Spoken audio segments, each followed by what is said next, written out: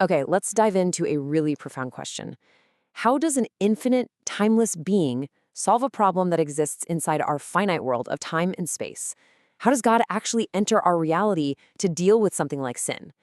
The source material we're looking at today lays out this incredible step-by-step cosmic answer. So, right at the start, we have this central mystery, this core paradox that everything else is built on. You've got two completely different kinds of reality. On one side, God's eternal, boundless existence, and on the other, our world, which just marches along in a straight line of time. How could those two possibly meet? To even start to get a handle on this, we first need to get really clear on the two different realms we're talking about. So, first up, God and space-time.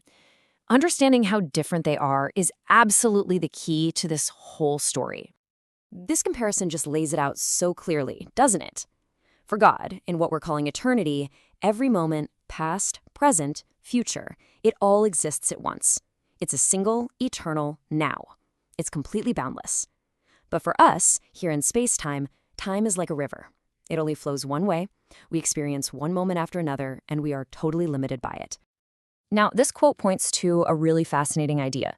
Even though God fills our reality, he intentionally, you could say, hides his full, unfiltered nature from us. The source explains this isn't because he's absent, but it's a deliberate veiling. And why? Well, because if the raw, unfiltered infinity of God was just fully present, our finite reality couldn't handle it. It would just break. And that fundamental separation, that hiding, well, that leads us right to our next point, the creature's dilemma. This is where the real problem starts, the very issue that needs this kind of incredible, divine solution. So here's the heart of the dilemma. As created beings, we get our very life from God, and we're given the ability to make free choices.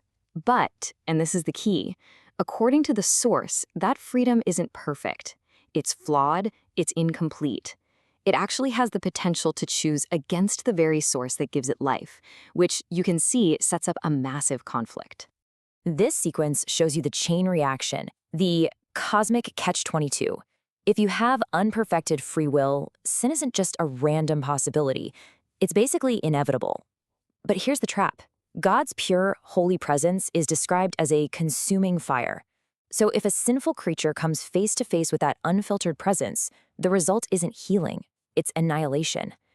God can't just show up and fix it directly without destroying the very thing he's trying to save.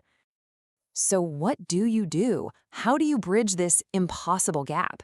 If God can't just reveal himself and we can't fix ourselves, what's the answer?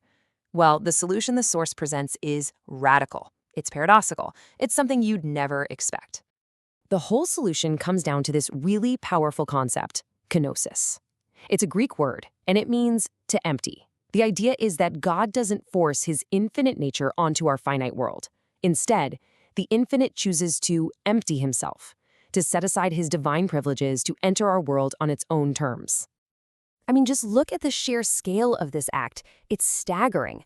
The Creator takes on all the limitations of a creature. The Eternal One actually subjects himself to the flow of time. The ruler of everything becomes a servant. This is the ultimate paradox, and it is the absolute heart of this entire cosmic plan. And the goal here wasn't small. It was truly cosmic. We're not just talking about saving individuals. As the source explains it, the point was to have the fullness of God actually live inside a created form, creating a bridge to reconcile the entire universe back to God and ultimately to perfect the very fabric of space-time itself. Okay, so God does this unimaginable thing. What's the result? How does it actually solve the problem of sin for good? Let's look at the final stage of the plan, the actual annihilation of sin. By becoming one of us, Jesus, the Son of God, becomes what the source calls the firstborn of a whole new creation. He doesn't just patch up the old, broken system. He becomes the template, the prototype, for a new kind of perfected creature, literally paving a new way for the rest of creation to follow. And this path shows exactly how that endgame works. The firstborn makes a way, and now others can follow and be transformed. And this transformation is so total, so complete, that eventually the very ability to sin is removed from their nature. The dilemma is finally solved, not by force, but by an invitation that leads to a perfected creation where God is, as it says, all in all. But even after laying out this incredible, logical framework, the source does something really important. It emphasizes the profound mystery that's still left. After explaining everything we can understand, it pivots to a really humbling truth, what we cannot know. Our perspective is just fundamentally limited. Think of it like this. We're characters inside a movie, and we're just watching it one frame at a time. We can't step outside the theater and see the whole film all at once. Our idea of forever is just more and more time stretched out in a line. It's not the single all-at-once now where God exists. We just don't have the hardware to perceive reality the way God does. And this leads to a thought that is just staggering. For us, the cross happened 2,000 years ago. It's in the past. But for God, who lives in that eternal now, is that suffering an event that's over, or is it a single, ongoing, eternal moment of agony? The source just leaves that question hanging there, a powerful reminder of how little we can grasp. And it takes it even one step further.